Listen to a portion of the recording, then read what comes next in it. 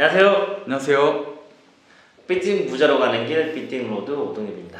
김원현 이사입니다. 우리 연예인 담당 김원 이사가 오늘은 누구를 얘기하려고 나왔나요? 오늘은 예.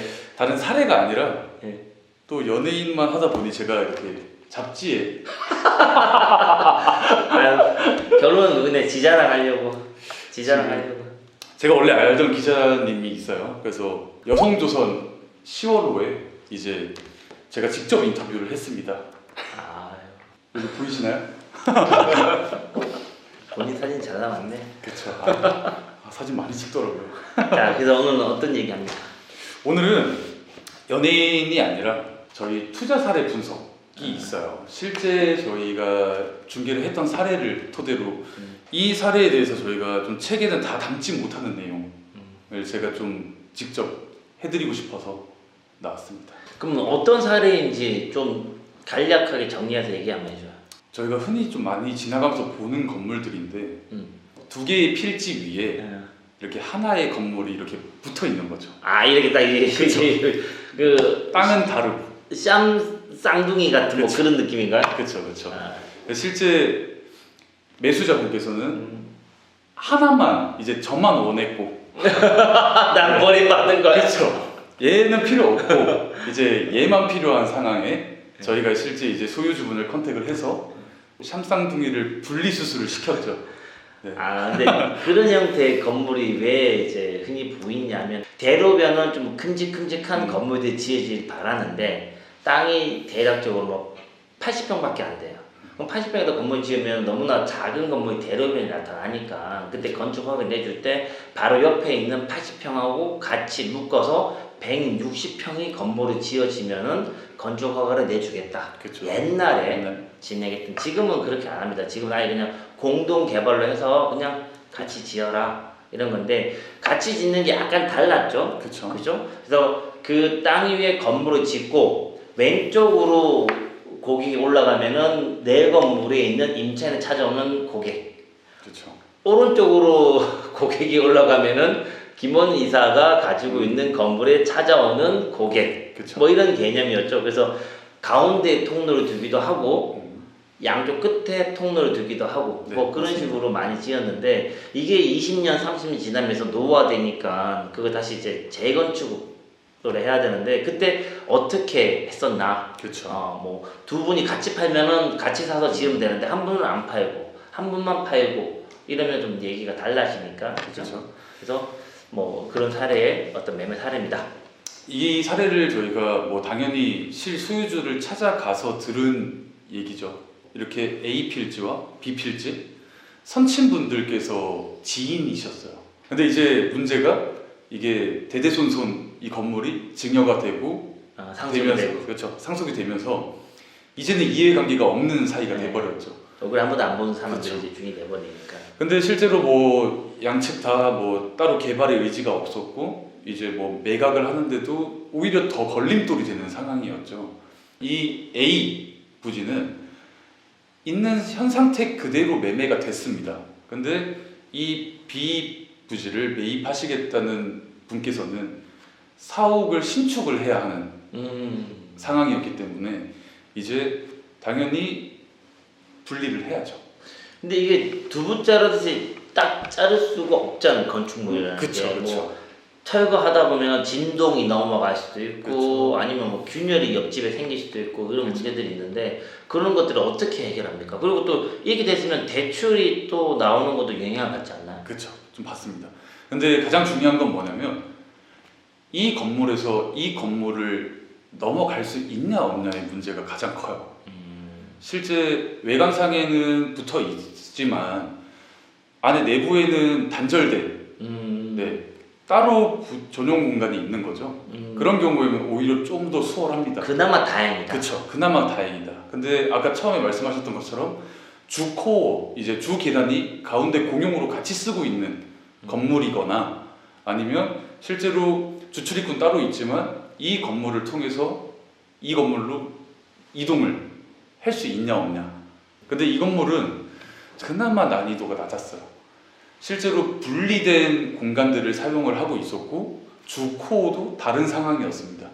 그래서 실제로 계약을 하기 전에 건축사의 방문이 좀 필요했어요. 이제 전문가를 저희가 동행을 해서 실제 내부 답사를 좀 진행을 하고 계약하기 전에. 그렇죠. 예.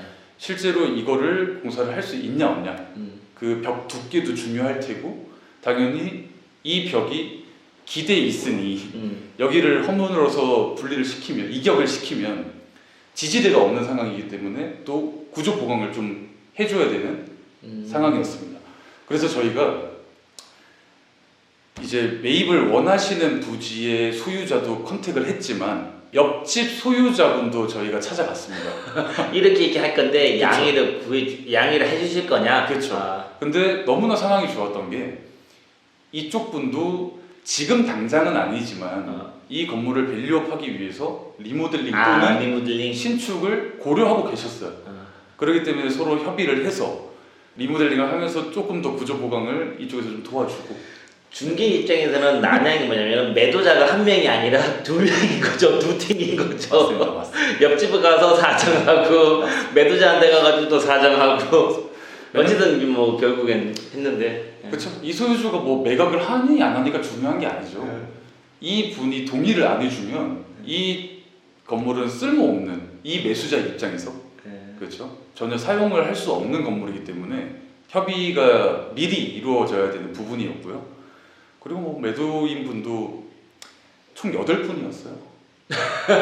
이게 상속 받다 보니까 그죠? 조카까지도 막 상속이 되고 그랬던 것 같습니다. 맞습니다. 그래서 다 계약자리 불러놓고 설명드리고 그중에 외국인도 있었잖아요. 시민권자 있으셨죠? 예, 한국 사람이지만 국적을 이제 미국 국적을 취득하신 분도 계시고 그래서 뭐 그 해외에서 관련 서류가 우편으로 나오고 하지만 저희가 뭐 당연히 다 잔금까지 다 아무 문제 없이 소유권 이전을 다 받았고요. 그러고 보니까 김원 이사는 외국 분들이 매도하시는 물건을 참 많이 해요.